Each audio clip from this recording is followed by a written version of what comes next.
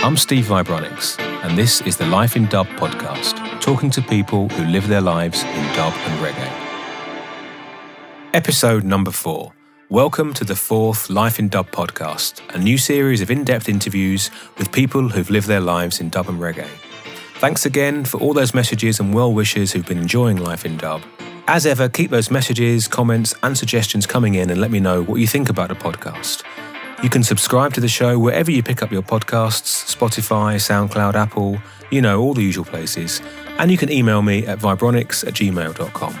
And you can visit the podcast website, lifeindub.com.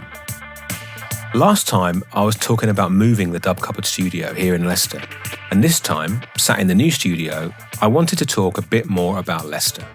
It's been my home for 30 years now, and it's fair to say there would be no Vibronics without the people, the history and the general inspiration that Leicester's provided me, and still provides me with now. It might not be the biggest or most exciting city in the world, but the love of dub and reggae, and in particular sound systems, runs very deep in this city.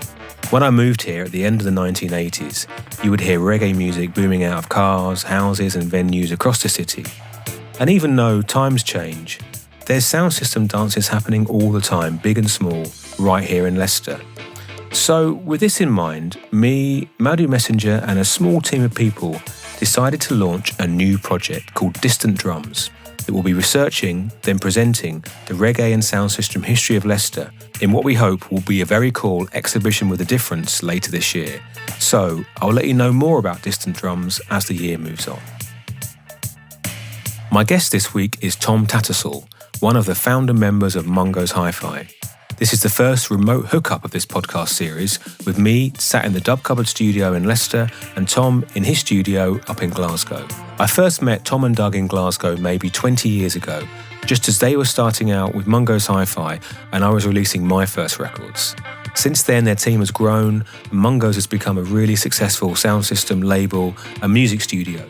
And in this interview, you can hear Tom talk about how they started and learn more about the whole Mungos journey. So, enough of me, let's get on with the interview.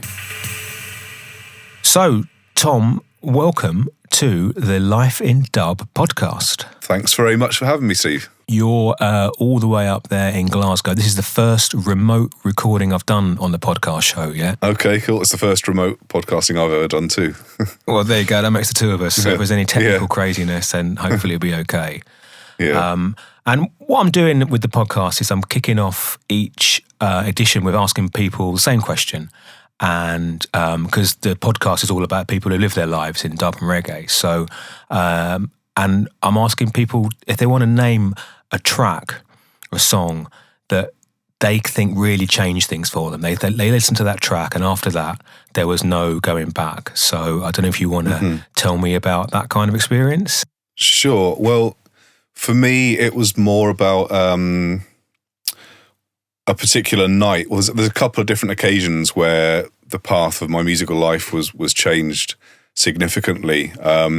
The first time was seeing Jar Shaka play in the foyer of the Brixton Academy.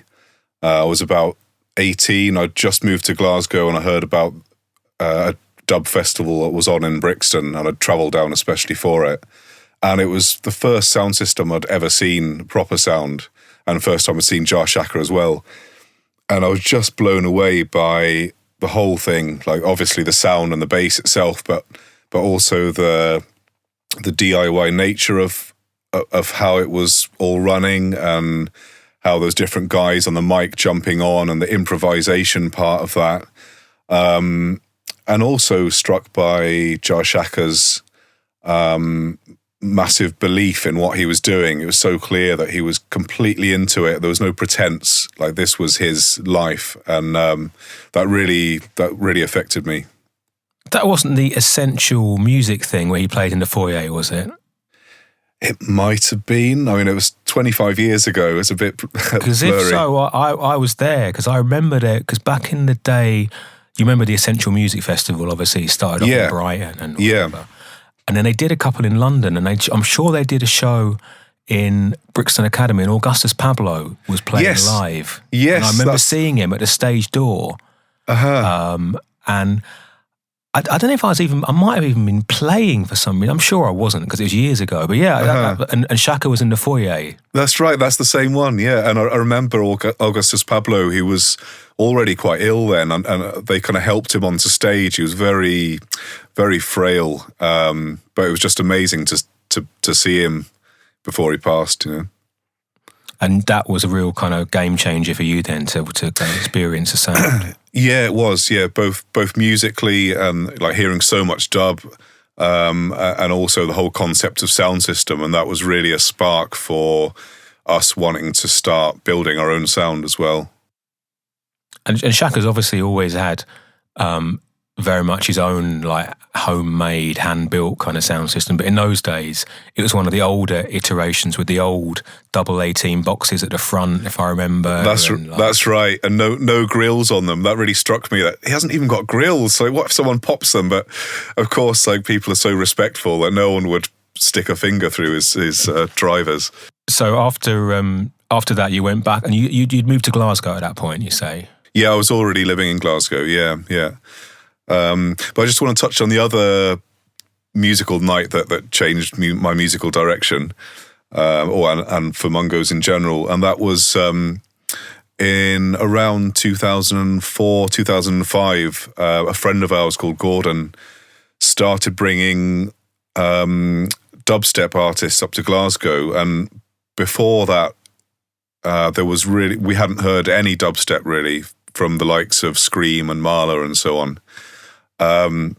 So he asked us to provide the sound system for the night, and we played a little bit at the beginning, and then these guys would play the rest of the night, and we were blown away by the different take on dub, kind of starting from, well, traditional dub for me, it starts with roots music and then it's stripped down to its bare bones, and it works that way. Whereas these guys would start from a different point of view, where it was more electronic dance music, and they would add rootsy elements into it.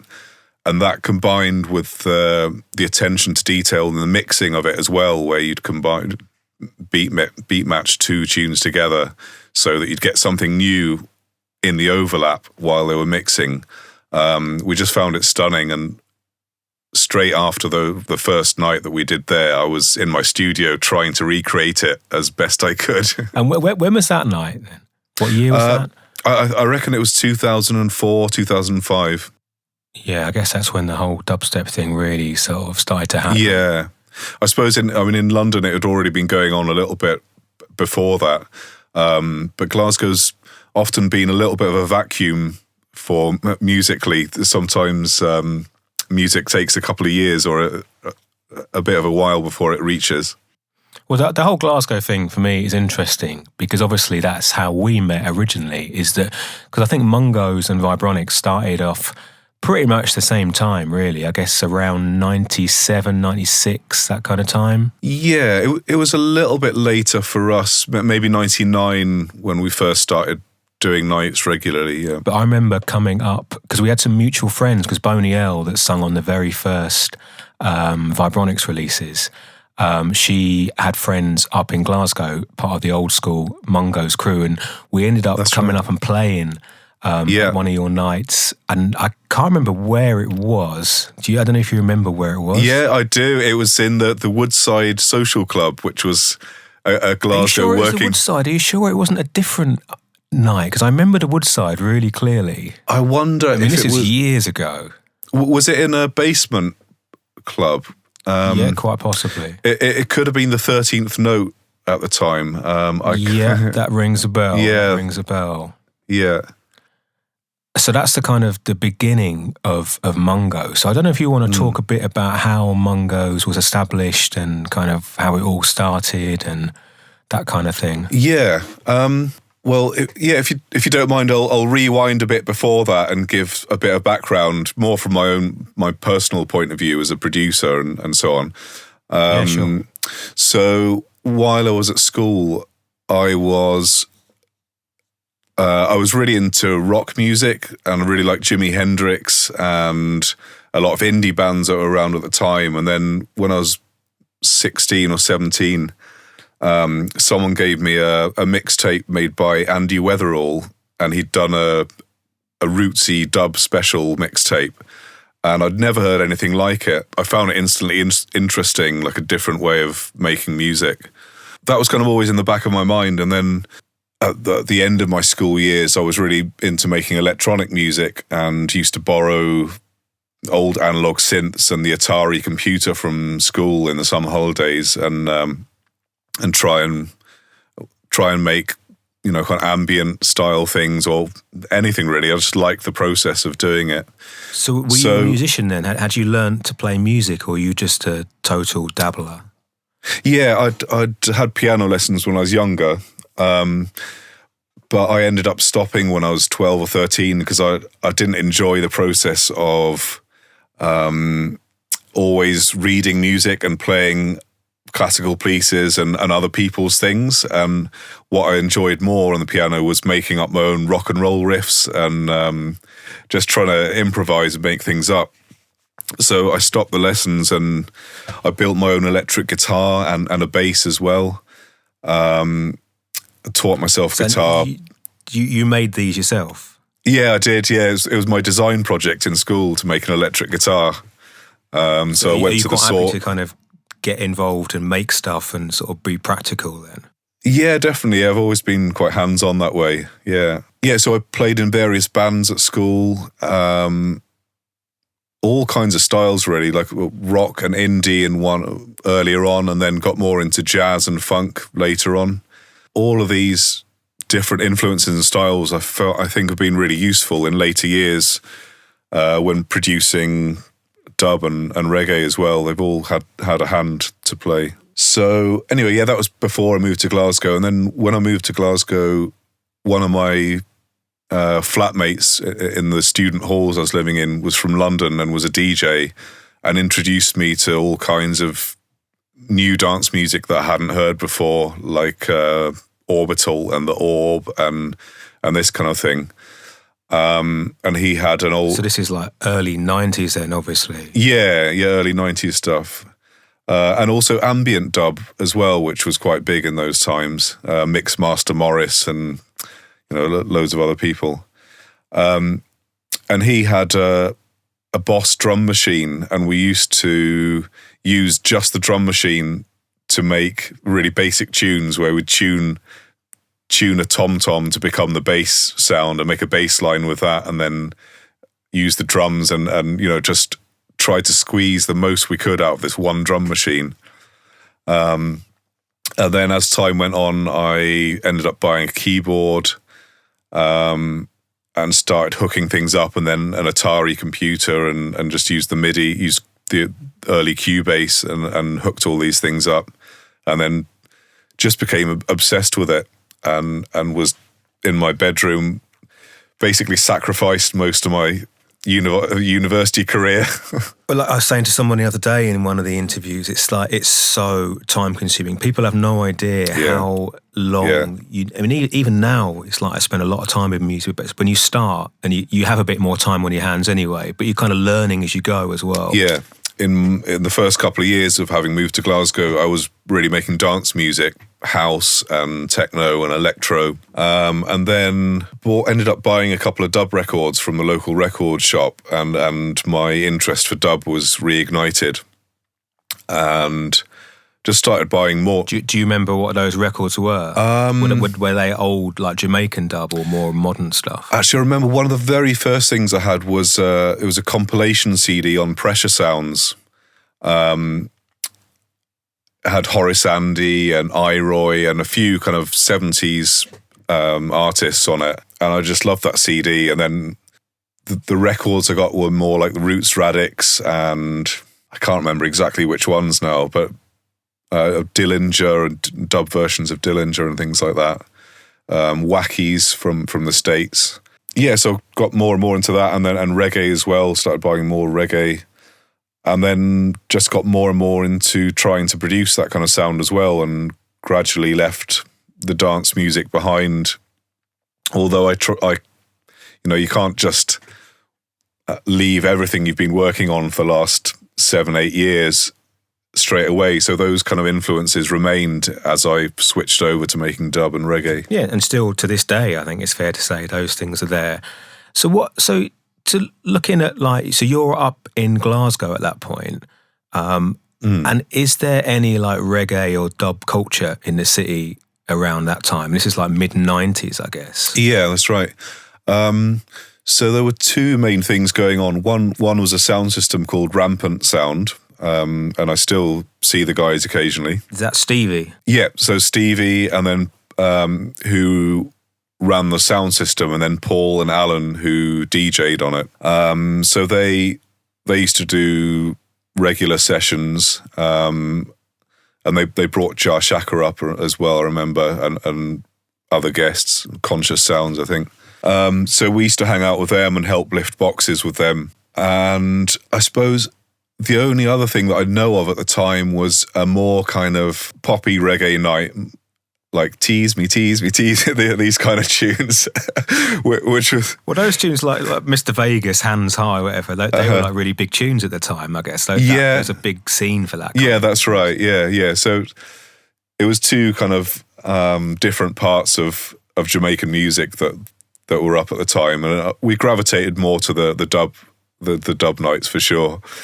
But yeah, compared to probably most other cities in the UK, certainly in England, there was very little going on. Scotland's always had far fewer people in Jamaican communities up here than, London or Birmingham or most British English cities. So it felt like there was really space for us to do things here and to kind of do it in the way that we wanted, without being really influenced that much by people around us. We could just choose our favourite elements of dub and music that we liked. Well, I think because if you're not in London, then it's like me being based in Leicester. Mm-hmm. You just have a different experience, different set of influences. And in one hand, it can be quite frustrating to be not in the kind of main thrust of the music world. Yeah. But at the same time, you can kind of do what you want as well. And I think that's that's really powerful. Yeah, that's right. And musically, sometimes I think it helps to be not surrounded by other music. Obviously, everyone has influences, but it's easy to get sucked into doing exactly what or similar to what everyone else is doing if that's all you hear around you. Whereas we didn't really have that much influence apart from records we heard and occasional trips to London. And so at some point, you set up the sound system first? That's kind of how I remember it. I could be totally wrong. Well, before the sound system, myself and Doug, it was the two of us that set Mungos up together. We used to DJ as the dub dentists before we had a sound, and we'd play local bars and clubs in Glasgow on a small scale, and for 20 quid and a pint of beer kind of thing. The dentist thing. What's all that about? Oh, one of our favourite producers was Keith Hudson, and his day job was a dentist. And his night job was a dark, hard dub producer, and we kind of liked the bizarre nature of that, so we borrowed his job as our name. No, I never knew that he was a dentist. Yeah. So he's brilliant character, amazing producer, and did his own thing completely, which I love. Yeah. So that's you and Doug working together. That's right. Yeah. And then at some point you decided to kind of move things forward, I guess. Yeah. So I'd had that experience with Jar Shaka's sound in London, and then, like I said, we were hanging out at the Rampant Sound nights in Glasgow, and we knew we wanted to build a sound at some point, but had no money and didn't really know how to start it. And then we had this lucky find where there was a skip outside a theatre in Glasgow, and there were 4 speaker boxes sitting in it. And we thought, there's no chance these will be working. But we dragged them out and carried them home one by one. And this is before any kind of transport. Yeah, we didn't have vehicles at that time. And we managed to get an old amplifier from somewhere and try them out. And we found that most of them were working. And these were kind of mid boxes with a little piezo tweeter in each one. So it wasn't a full sound by any means, but it made a decent noise.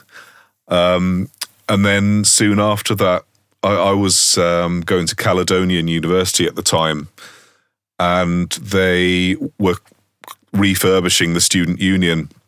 And I noticed that when they were doing that, they took out the old PA and had left it in a back room, and it had been sitting there for months. And I went to inquire about the bass bins that they had there, and typically for a student union, no one really knew anything about them. And they said, well, you can have them for 50 quid. So I've got these pair of lovely 18-inch cube bass bins and some tops that really kind of completed the first iteration of our sound at the time. That's it, because when you don't have to have much of a sound to start to get that enthusiasm and to get the enthusiasm for wanting to play and put your own dances on. That's right. Kind of, I think especially if you're away from London where you're not hearing big sounds all the time. It's like, we've got this and we're going to play out with it. Yeah, exactly. It was a really exciting time. I remember the first time we had all the speakers set up in our living room and turned on the different boxes one by one. First the tops and then the mids and then the bass. And when they all came in together, it just sounded so sweet. And it was like, it was a tingle down the spine, suddenly realizing that we had this power to play music wherever we wanted and in whichever way we wanted. Yeah, and to play the selection you want as well, rather than like having to fit in with someone else's night and whatever. It's like, I guess it's like sort of DIY ethic, isn't it? Of like, we can do it ourselves. Yeah, that's right. And that's been important to us the whole way through. And even now that we've never really had management or investment from anywhere. It's always just been a slow process of gradually building up bit by bit and learning along the way each kind of part of what we do. Oh, so what? Just sort of move things around a bit and sort of get a bit of a sense of like, because it's interesting to hear how it all started, and obviously now things Mungos HiFi very well established, and you're still committed to being in Glasgow. Have you ever thought we need to move away from this place? No, we've never thought that. I mean, it's partly for practical reasons in that we all have families now and kids at school and so on. But we all really love Glasgow for different reasons. And its location hasn't really been a problem in terms of traveling around the world. It's much the same as living in any city. If it's got an airport and you're getting booked to play gigs in Europe and elsewhere, then it's easy enough to get anywhere, really. Yeah, because it's like living in Leicester. Like I said before, it's kind of, when I started Vibronics, half of me was thinking, you know what, I might have to move to London to do it, because that seemed to be the place everything was. But then after a while, I realised that no, I can do it here, because it's got its own like spirit going on, and it's kind of, there's artists and venues, and there's just different to London, and it's maybe not as big, but there's stuff there definitely. Yeah, that's right. And the crowd in Glasgow were always really receptive as well, especially in the early days when we started running nights at the Woodside Social Club. Even though, well, I remember the Woodside. We played there a couple of times, and it was like it was a riotous night. Definitely. Yeah, it was great. Such a bizarre thing to think about now that it seems so long ago, where obviously smoking was still allowed, and the whole place smelled of decades of weddings and old men smoking and playing snooker. But it was the perfect place really to start off, and we'd have really good crowds every time, and crowds that were really into it. And it's like what I remember from the nights that we played up there as well is that I guess what is maybe like the sort of trademark of Mungos is just this real range of different music, and not hearing just the standard stuff or just what someone's released at the moment. It's like you're really hearing loads of different stuff. Yeah, I'd like to think we've always played a wide range of stuff, and I guess that reflects our influences and our likes. I like music right across the board, even within the theme of Jamaican music. I love everything from ska to harder dancehall and everything in between. So we've always tried to show that when we play out. I guess as well. one thing that kind of sort of surprised me, I guess, at the time is like this love of like what, like I guess like 80s dancehall kind of stuff, which at the time was sort of, I wasn't really hearing anywhere. And this is before dubstep came along and started to really dig into that. But that seemed to be something that was you'd connected with quite early on, is that kind of sound? Yeah, I would say that was a lot to do with Craig joining Mungos. So Craig grew up in Stornoway in the Western Isles. And that's what, an island? So it's the Isle of Lewis, and Stornoway is the town on it. And he'd grown up more with hip hop and dancehall, and had got into music that way. Whereas Doug and myself were more into roots in the early days and expanded out that way. Craig had come from the other angle, and he brought more of a dancehall influence. And also a different way of mixing. He was more of a DJ and was paid more attention to keeping a flow going in the night with no breaks between tunes, which was kind of the traditional way that Doug and I used to play as well. So that was a really powerful effect on us, and it kind of broadened our musical range.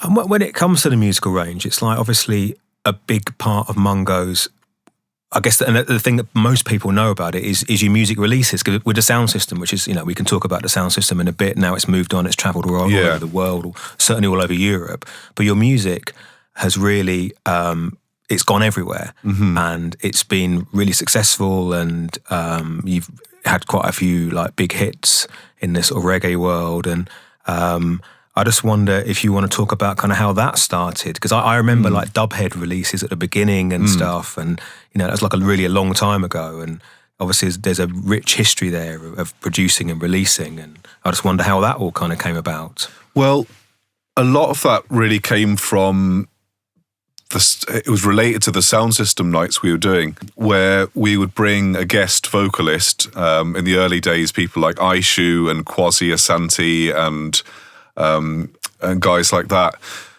Kenny Knotts as well a bit later on. And what we would do is bring them up the day before and for a day after, and spend time with them, do some work in the studio, and then do the session. And then often the day after the session, we'd do more in the studio. And with Kenny Knotts particularly, what happened was we'd record the session, and Kenny's someone who thrives off the vibes of a night and audience reaction. So some things he came up with in the session were just spontaneous bits of genius, I think. And we'd listen back to the session and find little bits that sounded really good, and then say, why don't we use that as a starting point, and record something in the studio based on that. And that worked a lot of times with artists we brought up.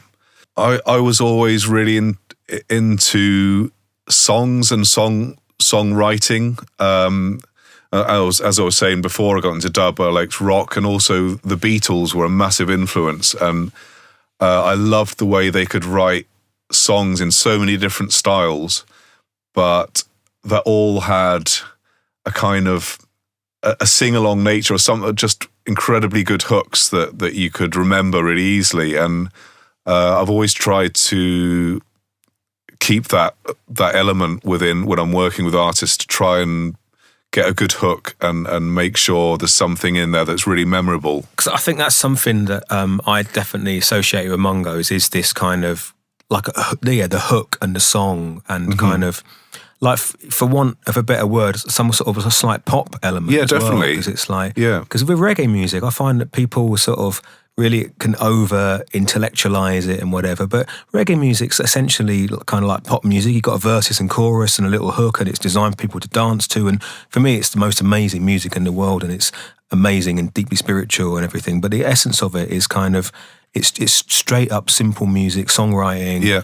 And I guess that's what comes across in the Mungos releases as well. Yeah, I suppose so. And it's strange to think, Jamaican music, like Studio One productions at the time, were basically they were pop music, kind of what we would see Rihanna or Beyonce today. That's probably how Jamaicans perceived Studio One releases. They were really they were catchy songs, and I think there's also, just sticking on that period of early Jamaican music, there was an interesting tension between this newfound music in Jamaica, where the musicians who were involved were also influenced by music that was coming out of America and by jazz, and you had this crossover of a songwriter writing and singing a song, and then these jazzy musicians who might have preferred to be in jazz bands, but they had to make money, and I can imagine Cox and Dodd kind of telling them to tone down the jazz bits and like don't do a crazy solo, and I think that kind of tension has happened again and again through reggae and dub history, where the crossover of cultures has made musically interesting things happen. I think it's really important. I think I'd hate to be in a world where people only listen to reggae music and don't ever put any other influence into, because the beauty of reggae music is to be able to like throw other things in but still keep it as reggae music. That's kind of what I find interesting about producing. Yeah, definitely. Yeah, and even outside of reggae, I think that same thing has happened with jungle, with dubstep, even with two-tone ska in the 80s. There's the British pop element with a Jamaican ska element, and not only does it make the music interesting, I think it has a genuinely beneficial effect on culture in the UK and integration between black people and white people. And that's something that's really important to me, and something I think the UK has been really successful with, even though there's problems still. I think music has been at the forefront of helping integrate peoples. Yeah, UK is a melting pot, and I live in Leicester, and Leicester's like such an incredibly diverse city, and I think about the people that I work with and influence me. It's kind of, that's totally where Vibronics comes from. But this kind of like sort of pop, for want of a better word, thing, it's like just to talk about what you're doing at the moment. This Eve Lazarus project. Yeah, sure. Is like that's quite sort of I don't want to say commercial, but it's like it's kind of catchy and kind of I don't know if you want to tell me a bit about that project, how that came about and how that's going, because she seems like a great singer, and it seems part of the Mungo's continual find great artists and work with them.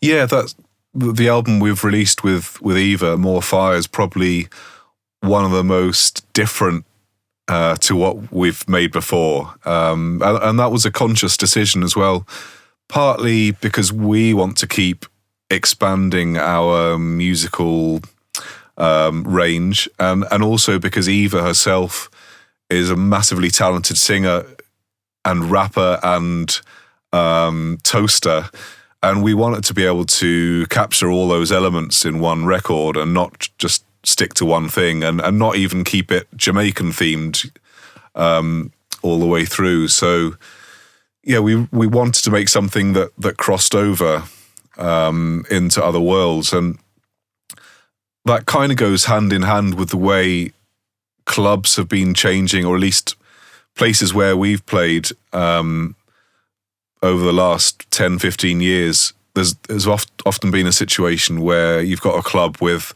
a dubstep room, a dub reggae room, or a jungle room, that all these different things combined in the same night, and that in itself has kind of helped cross the music over between people that might not have listened to one or the other before, and they're kind of introduced to it that way.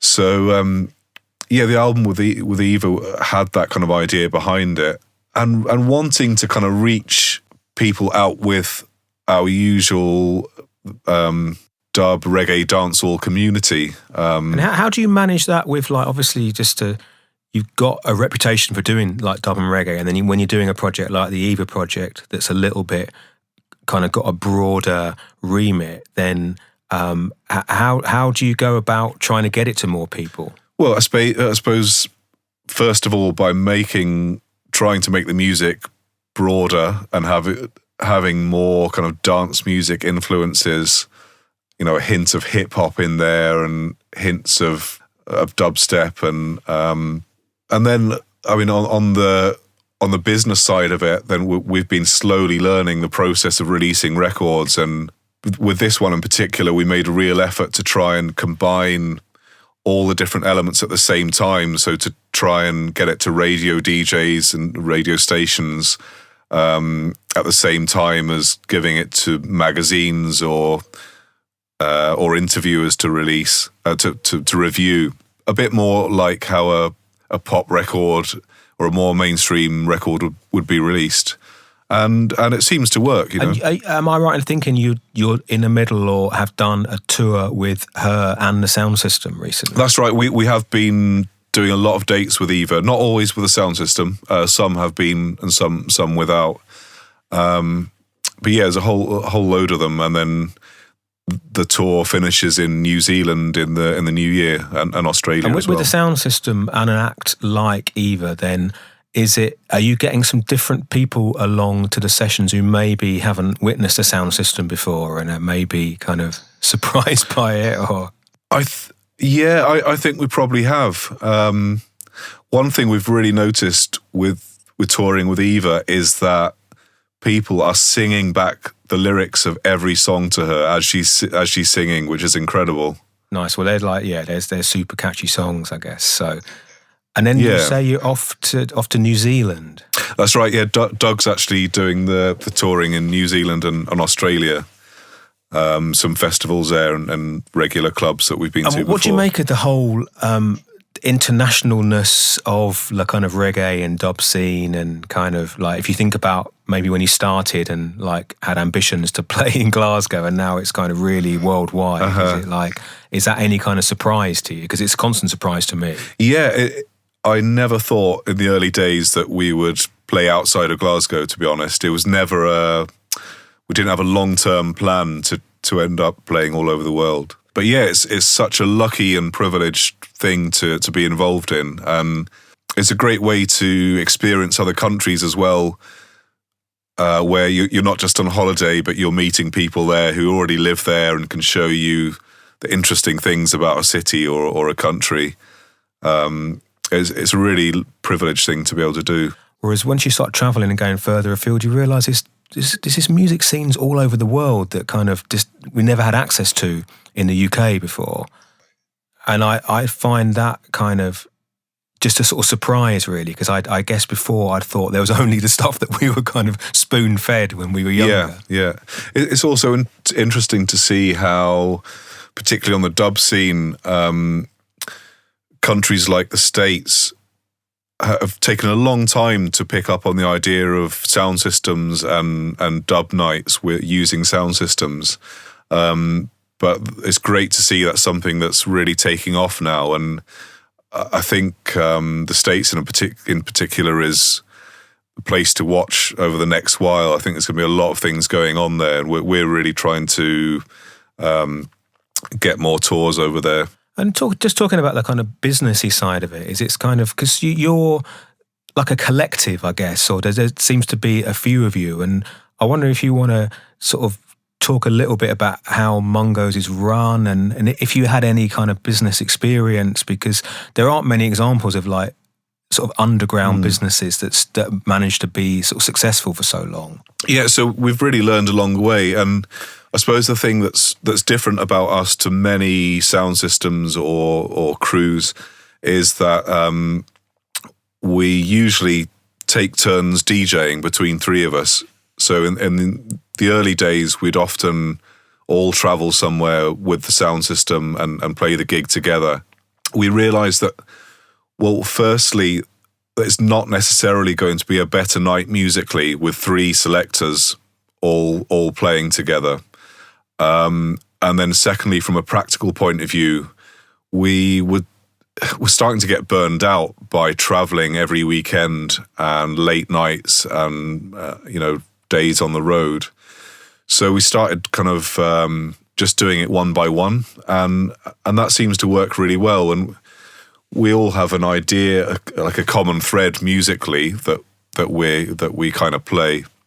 So that's meant that we can play a lot of gigs in a year, but not get frazzled. And especially once you start having family and kids, it's just not possible to go away every weekend and travel. So you seem to have done well with, like, you all seem to be on the same kind of level.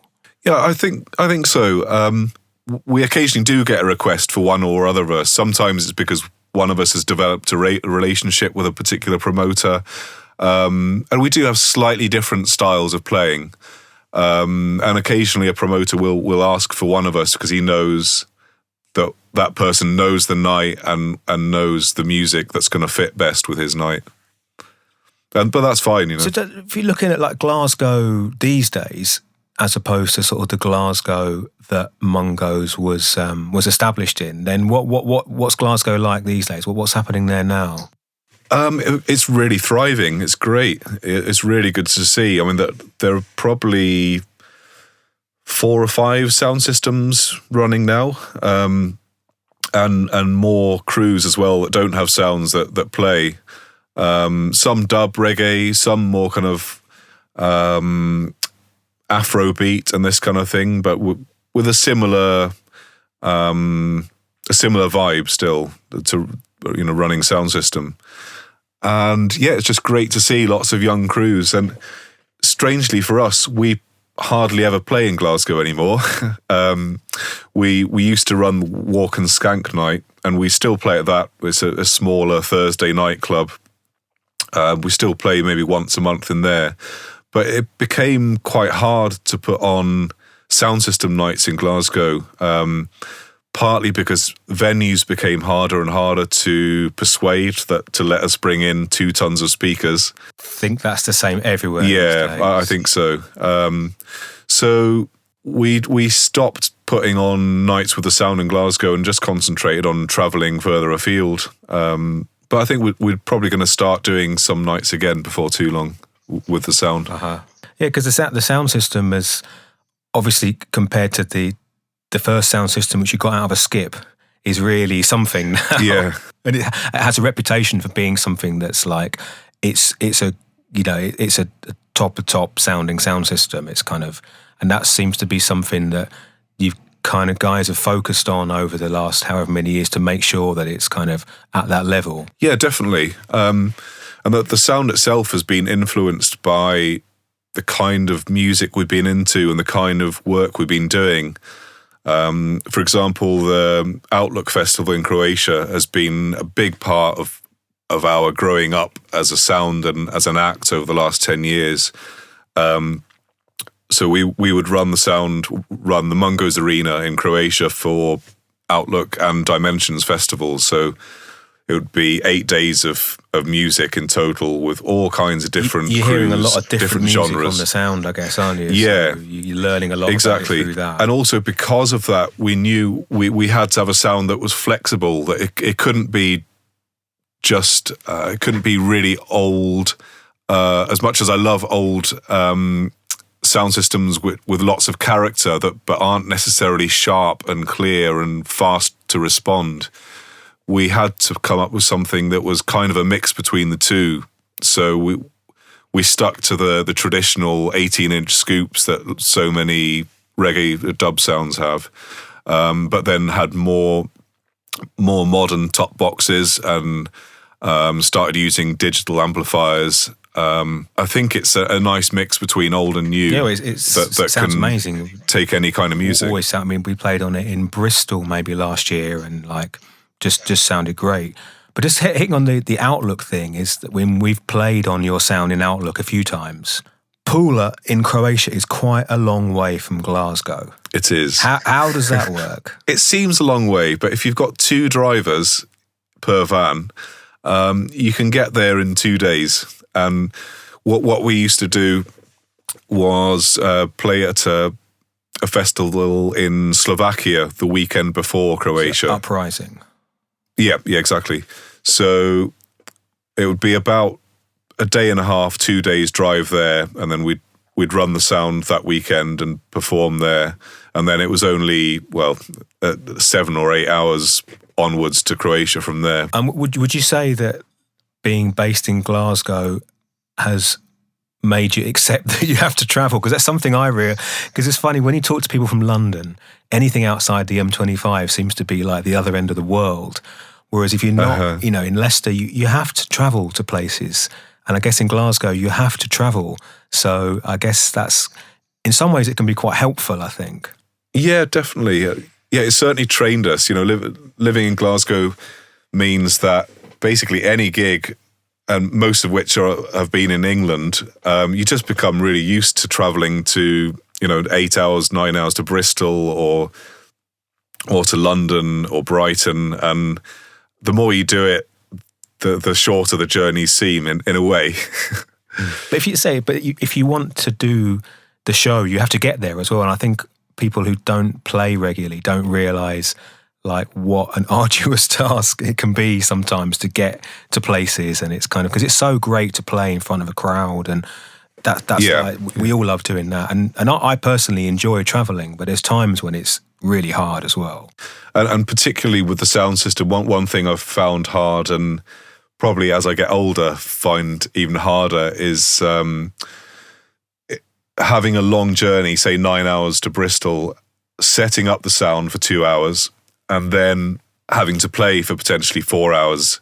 And your head's been in such a different place, travelling, setting up, sound checking, that suddenly you've got to put this other DJ head on where you've got to really think about music, and it's a lot to squeeze into one day. It is, but that's the authentic sound system experience as well, isn't it, I guess? I mean, we had Jar Shaka here in Leicester. We talked about Jar Shaka at the beginning. He was here in Leicester a couple of weeks ago. He's still driving the truck, lifting the boxes, playing all night, and that's the kind of warrior side of sound system, I guess. That's right, yeah. Which I guess you guys have to have some element of, if that's what you're going to do. You're going to load up the sound and travel halfway around Europe with it. I'd say these days we're probably doing slightly fewer sound system gigs and more DJ gigs, partly from the point of view of trying to reach places where we just couldn't with the sound. So as I mentioned before, going to the States or Mexico. And what's what can we look out for sort of going forward with Mungos? What's in the pipeline? We're having a bit of a change at the moment where we have an online shop we've had for quite a few years, and we're realising how much effort it takes to run, and especially when it comes to buying re-releases of old Jamaican tunes and other people's music in general. So the guy that's been running that Dale, he's moving to Barcelona, and we're going to trim that down and start just focusing on selling mostly our own music on Bandcamp, and then also music from friends and dub family like yourself and OBF, and just concentrating on those kind of things rather than dealing with lots of re-releases of stuff. So it's going to give us a bit more time to focus on making music, which I'm really excited about. We've had a hefty output over the last 15 and more years. There always seems to be a deadline. How many releases on sort of Scotch Bonnet? And I think I'm right in saying there's been about 230 tracks released. A lot of material. If you had to play them back to back. Yeah, yeah, that's right. And there haven't been many times where myself and Craig as producers can really relax in the studio a bit and experiment a bit more, and that's my plan for the immediate future, is to take a bit of time to kind of tidy up my studio and just start some fresh things. Because I think also if you've been doing it a long time, you end up with your own sort of revival selection from your own catalogue, if you like, as well. It's like stuff from years ago is really because if you look at the age of a lot of people in dances, a lot of young people, and, you know, some people who probably weren't even, maybe not even born when you were first releasing music. So it's a bit scary when people come up and say, "Oh, my dad introduced me to your tunes because he loved you when he was young." So just really excited about probably releasing slightly less, but in a more focused way is the plan. And then also with gigs to try and get to those places we haven't played so much, like the States and Australia, and try and do more gigs there. Nice. And what about, I mean, when you sort of look back at all, what do you think about anything that you would have done differently, or kind of, is there anything you kind of tell yourself at the start that you knew? Well, on a personal level, I worked as a chef for years and years, for the first probably 5-6 years that we were making music, and I would work long shifts during the day and then get back to my studio and work 4, 5, 6 hours in the studio, have 4 hours sleep, and then start work again at the restaurant. And I regret not having taken a musical leap sooner and given up the chefing and just gone full throttle on the music. But it's a hard thing to do. It's hard because I was talking to someone else about this the other day. There's just no income at the beginning, and you need to spend a lot of time doing it, but you're not getting anything back. It's really, really hard, and it's like that's tricky kind of decision to make, to go for it. And then sometimes it can mess people up because they can't pay the rent, or you've really got to try and get a balance. That's right. There's no guarantees, especially in the early days, that you're going to be able to make enough to make a living from music. But looking back, I wish I'd given that a go earlier. But still, like the working as a chef, I ended up getting so fed up with it that it became a motivation to me to say, right, whatever happens, I would rather live in a cardboard box and eat dry beans and make music than just carry on doing something that I wasn't really into. Yeah, so I say sometimes those things can really like inspire you to move forward because like I say, it's such a challenge, the music business, to kind of make a living out of. And it's like, I often wonder if we did something different, like we were doing plastering or electronics or plumbing or something, you put that much work into it, then the rewards are sure to be higher. But with music, you've got all this other stuff as well. It's like it's such an amazing thing to still be working in after all these years. Yeah, that's it. Yeah, really for us, like even the first 15 years of what we were doing, we were barely making enough to get by. But after you've put in so many thousands of hours into the thing that you love, you hope at least that it's one day going to kind of pay off in some way, and slowly it's beginning to. Nice. Well, I'll bring this to a close because obviously we've been talking for a while, and it's really interesting to hear about the story of Mungos and about all your experiences. And it's like, what I'm asking all of the guests on the podcast is the Book of Dub. Your name's in the Book of Dub. So what would you want written next to it? It can just something you've contributed or something you want to say about yourself or about Mungos. It can be just what would you like to be written in the book? I'm opening it now and I'm writing it down. So what are you going to say? I'd like to think that Mungos tried to bring music to people that might not have heard it otherwise, and tried to cross over between different musical cultures. Nice. Perfect. Sounds great. Cool. Well, thank you very much for joining me on the podcast. It's been great talking to you. And, let's hope we're still talking about this in many years to come. Thanks, Steve. Thank you. Thanks again for joining me and Tom for this 4th episode of the Life in Dub podcast. Please subscribe to the show, visit the website, lifeindub.com, and feel free to email me at vibronics@gmail.com with any comments and suggestions for the show. I'll see you all again in 2 weeks for the next Life in Dub podcast.